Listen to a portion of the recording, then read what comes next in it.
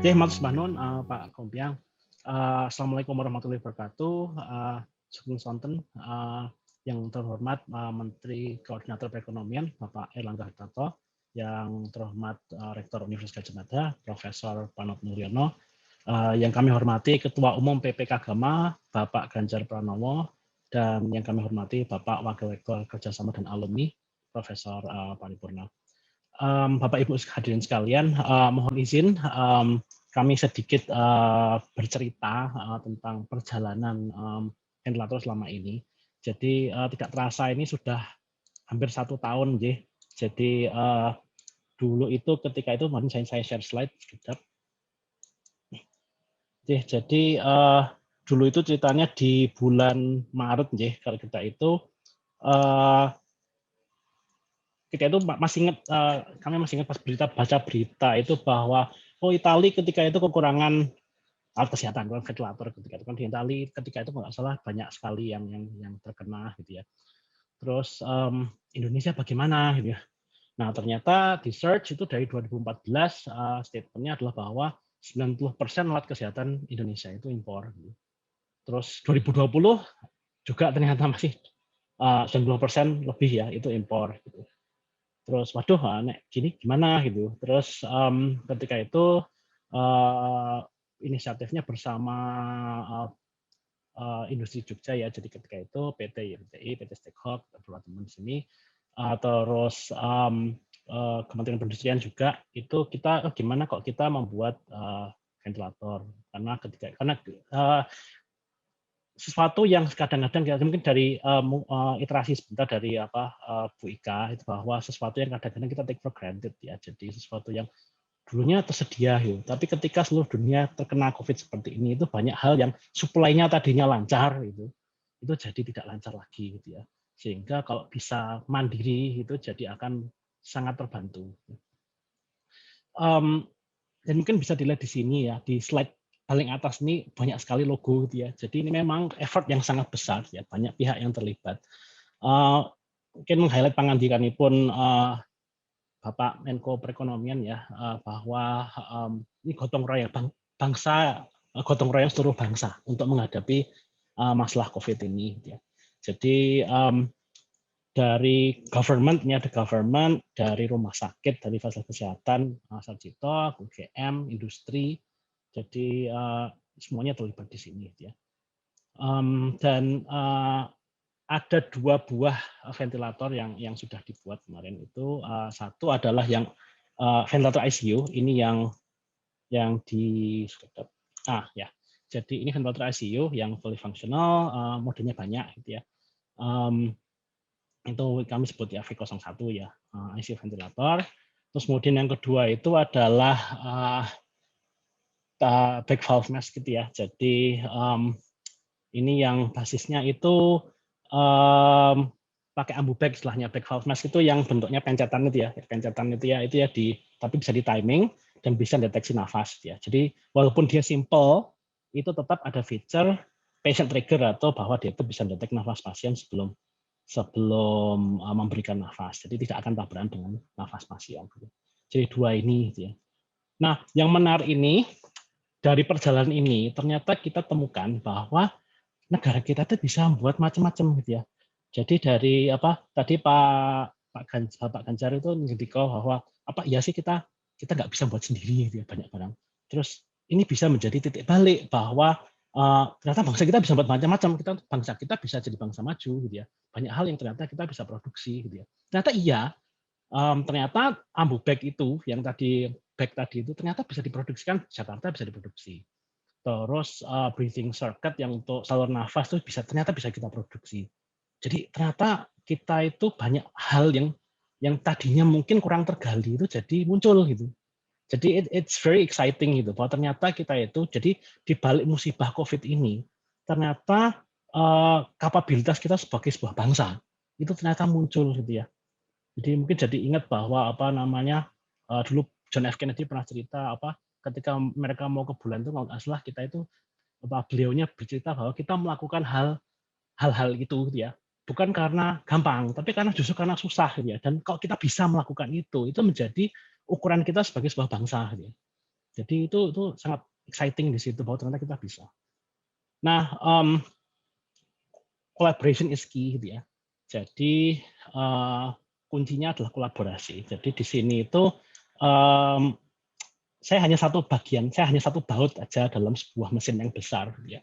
Jadi bahwa ini ada industri YPTI, Raja Wali 3D, kemudian ada PT Swayasa Prakarsa, itu adalah PT milik UGM gitu ya, yang memproduksi alat kesehatan, UGM ya Fakultas Teknik, Sekolah Vokasi, FKKMK, Rumah Sakit Umum Sarjito, ADMI juga terlibat di sini dalam manufakturnya. Jadi ini main developernya itu cukup banyak gitu ya.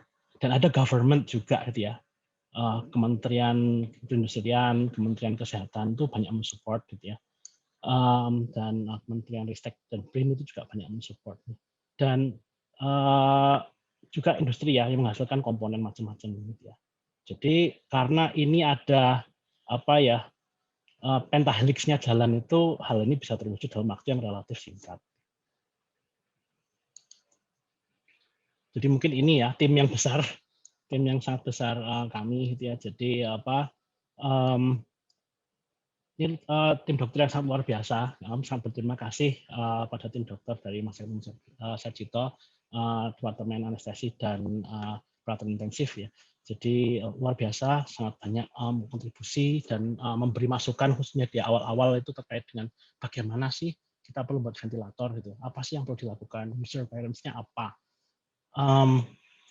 Dan dari ini foto yang kiri bawah ini ketika sebelum kami berangkat untuk uji performa di Surabaya itu. Jadi pas itu rame-rame kita cek, wah ini alatnya sudah betul belum, alat ukur apa ukuran-ukurannya, apakah outputnya sudah oke belum. Jadi big team, big effort gitu ya, dan tidak mungkin dilakukan oleh satu dua orang gitu ya. Ini menggabungkan berbagai macam ilmu dan keahlian. Ketika pertama kali ini ya kita kembangkan ya mungkin prinsipnya itu beneficence dan non-maleficence ya. Jadi untuk membantu dan tidak membahayakan pasien. Jadi bagi dari Sumpah Hippokrates ya. Jadi kita berpikir ya ini kita mau merancang sesuatu yang bermanfaat ya. Apa sih yang perlu dilakukan? Jadi dari hari H pertama itu tim dokter itu sudah menjadi bagian dari tim pengembang ya. Jadi sudah komponen-komponennya sudah terintegrasi dari awal ya. Jadi dan ketika itu kami tanya apa sih yang diperlukan agar ventilator ini itu bermanfaat bagi pasien dan tidak membahayakan. Jadi kami diceritakan ya apa saja safety dan monitoring fungsinya apa, terus kebutuhan kepresisiannya bagaimana gitu. Bagaimana cara user friendly bisa dipakai dan tidak membingungkan gitu ya tombol-tombolnya. Terus salah satu hal yang paling penting adalah fungsionalitas ya usabilitas ya. Jadi ketika itu sangat di-highlight bahwa ini harus bisa mendeteksi nafas pasien. Jangan sampai ventilator itu ketika memberikan nafas itu tabrakan dengan nafas pasien. Jadi harus bisa detect trigger gitu ya istilahnya. Kemudian ketika itu April itu kami berusaha mencari cara bagaimana ini kita bisa mendeteksi nafas. Ya.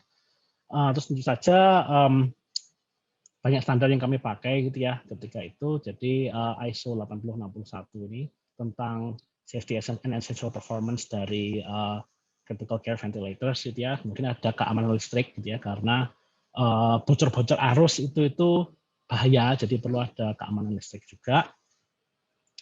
Nah ini interface-nya kira-kira seperti ini. Dengan jadi tim teknis dan tim medis kita sama-sama saling back and forth gitu ya untuk bagaimana interface-nya bisa mudah, apa saja fitur-fitur dan itu apakah semuanya bisa memenuhi kebutuhan gitu ya atau tidak, gitu, apa yang perlu ditambahkan. Terus ini mungkin beberapa foto-foto. Jadi pertama kali kita buat tuh proof of concept gitu ya. Jadi ketika itu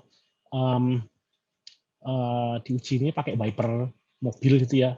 Dia bisa deteksi nafas pasien enggak, dia mengukur tekanannya berapa. Yang kemudian akhirnya berkembang gitu ya sehingga ini pakai back valve Kemudian nanti dikembangkan yang akhirnya menjadi R03 itu. Terus yang ICU ventilator itu ini orek-orekannya, jadi orek-orekan tekanan nafas itu. Jadi papan tulis ini sangat bermanfaat. Jadi ketika itu kita banyak orek-orek tentang pemberian nafasnya gimana, terus nanti injeksi nafasnya gimana. Terus tanggal 21 April itu alhamdulillah itu sudah didapatkan yang prototipe pertama, bentuknya masih seperti Macintosh versi tahun 80-an itu ya. Jadi masih seperti ini gitu ya. Kemudian kami kembangkan lagi. Jadi pertama kali di launching sudah bisa deteksi nafas. Jadi itu dari April. Kemudian kami tambahkan beberapa feature untuk safety gitu ya. Jadi alarmnya itu harus terdengar gitu ya. Ada alarm suara dan kelihatan secara visual itu kelihatan. Terus bahwa, nah ini yang benar-benar banyak hal yang harus dirancang sendiri ketika itu. Jadi ada maximum limit pressure gitu ya. Jadi manusia itu ternyata sangat ringkih gitu ya. Jadi kita itu tidak tahan tekanan sangat tinggi gitu ya di paru-paru. Nah, maka perlu ada safety device ya, safety valve istilahnya. Jadi kalau di atas tekanan sekian dia langsung buka otomatis. Dan itu rendah itu kita 3.000-an Pascal gitu ya. Jadi tidak boleh terlalu tinggi ya, 3.000. Bisa di-set nanti. Ini akhirnya kami bisa di-set 3.000 sampai 6.000 gitu ya Pascal. Jadi itu sesuatu yang karena tidak ada di pasaran itu harus dirancang sendiri. Terus kami tes berkali-kali QC-nya gitu ya, bagaimana agar ini pasti buka tekanan sekian, dan kalau misalnya dikasih tekanan besar itu akan turun ke level yang aman bagi manusia. Gitu ya. Terus kalau kita harus mengantisipasi semua kemungkinan. Jadi kalau misalkan tiba-tiba ada error gitu ya, dia harus ada safe mode. Jadi tek langsung masuk safe mode untuk pasien. Pasien bisa bernafas spontan gitu ya. Ada valve buka ceklek gitu ya, sehingga pasiennya bisa bernafas spontan. Terus kalau listriknya mati gimana gitu ya. Jadi menurut requirement itu sebenarnya regulasinya itu beberapa jam ya, 2-3 jam nggak salah baterainya. Tapi kemudian kita usahakan itu baterainya bisa lama gitu ya. Jadi ketika kita buat 8 jam, yang mengingat Indonesia ya itu gelangan dan sebagainya gitu. Jadi kita berusaha ya ini harus bisa tahan lama ya. Jadi kita masang baterai 8 jam. Jadi bisa di-switch, baterai bisa di-switch tanpa dia mati. Dan bahkan yang simple ya pun itu ada safety measure-nya. Misalkan contohnya power switch-nya. Jadi jangan sampai dia itu kesenggol gitu ya. Kesenggol nggak langsung mati gitu ya. Jadi ada penutupnya satu, itu perlindungan fisik ya. Terus kemudian perlindungan software-nya adalah bahwa kalau dia sedang jalan, kalau alatnya sedang memberi nafas pasien, maka di-off-kan itu nggak bisa. Jadi dia hanya bisa di-off-kan dalam kondisi dia itu standby, itu baru dilihat dimatikan. Jadi banyak sekali, listnya cukup banyak, ini hanya sebagian. Jadi listnya cukup banyak tentang safety requirements untuk ventilator ini. Ini kurang lebih penampakannya gitu ya.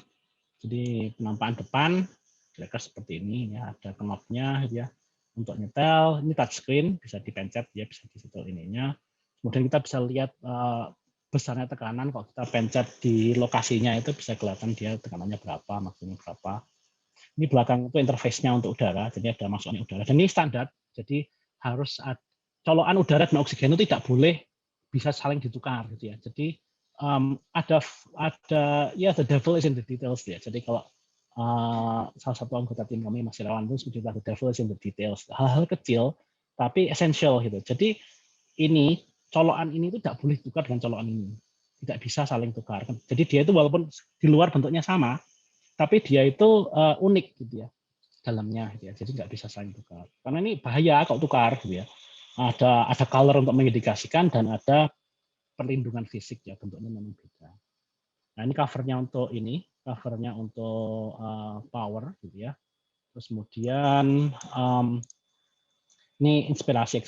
Jadi udara masuk pasien, terus pasien buang ke sini. Seperti itu. Jadi itu yang V01.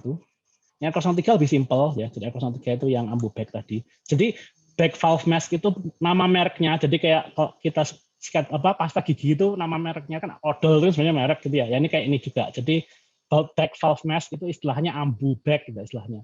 Jadi itu Ambu itu mereknya. Jadi ada brand namanya Ambu gitu ya. Walaupun kayak nama Jawa gitu, tapi itu itu sebenarnya merek luar gitu ya. Jadi Ambu Back istilahnya. Jadi orang bilang Ambu Back. Nah ini tampilannya agak simple ya. Simple. Ini kemudian knobnya untuk kita atur, bisa diatur pressure-nya, bisa diatur volumenya gitu ya. Terus ini interface-nya, ini Ambu Back-nya di dalam sini. Nanti dia mencet, dia timing sesuai dengan nafas pasien. Seperti itu. Ada sensor oksigennya juga. Nah ini perjalanannya. Jadi kalau ketika Mei itu kami mulai evaluasi. Gitu ya. Jadi sebelum Mei itu kita merancang, membuat, jadi April itu, kemudian evaluasi itu kami bawa ke BPFK Surabaya ketika itu, dan sebelumnya konsultasi dengan LPFK Solo. Gitu ya. Apa sih yang kurang, apa sih yang perlu ditambahkan, apa sih yang perlu diperbaiki lagi ya, dari segi regulatory requirements ya. Terus dari 7 sampai 10 Mei itu untuk uji yang emergency dan lolos ketika itu. Kemudian untuk yang ICU perlu lama, jadi perlu nyala 2 minggu ketika itu, 14 hari tanpa mati dan tanpa perubahan karakteristik gitu ya. Karena ventilator ICU itu akan dipakai jangka panjang. Sementara untuk ventilator emergency hanya waktu singkat gitu ya. Jadi ketika itu 14 hari dan alhamdulillah lolos juga. Terus setelah lolos uji performa dari tim dokter membuat protokol clinical clearance ya untuk uji klinis gitu ya.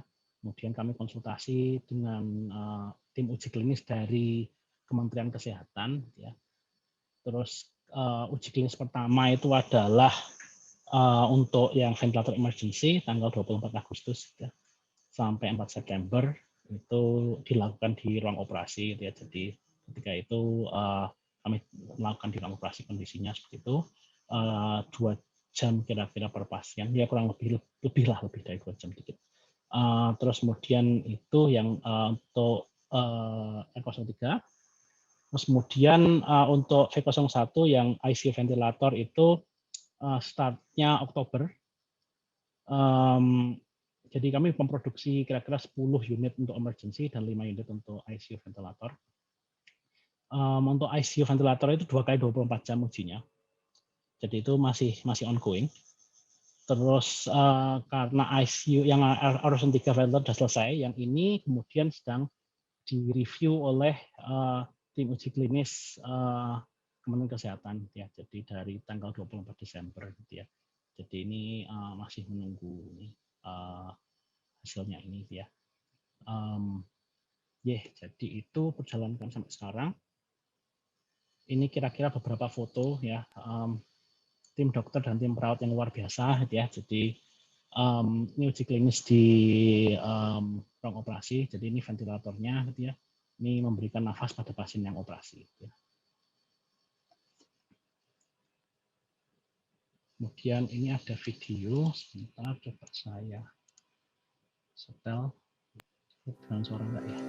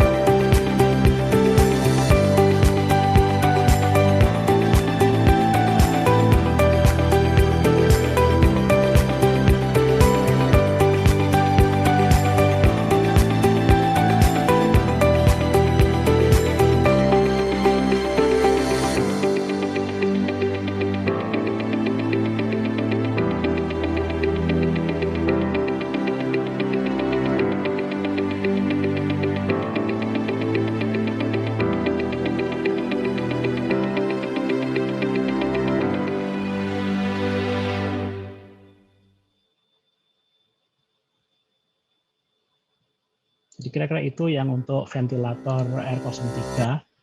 Jadi ini clinical trial untuk ventilator V01 ya. Jadi ini kami bersama tim dokter. Terus pas ini ya karena 2 kali 24 jam ada siang harinya, malam harinya gitu ya. Nah, ini kira-kira penampakannya ya.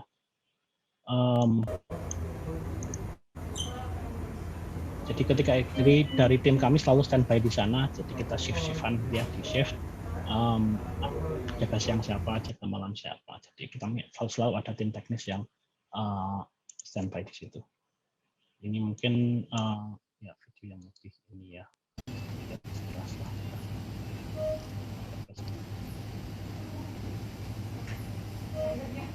Di kelihatan pasien triggernya ada biru titik gitu ketika pasien yang nafas. Nah, ada biru ini pasiennya yang nafas. Dia bisa detek nafas pasien. Jadi statusnya di akhir 2020 itu ini ya. Jadi yang R03 itu sudah selesai uji klinis gitu ya. Sekarang direview oleh tim uji klinis pusat gitu ya. Terus kemudian V01 yang ICU itu sedang clinical trial ya. Jadi untuk R03 saatnya ada 10 unit, kemudian yang V01 yang ICU ada 5 unit ini.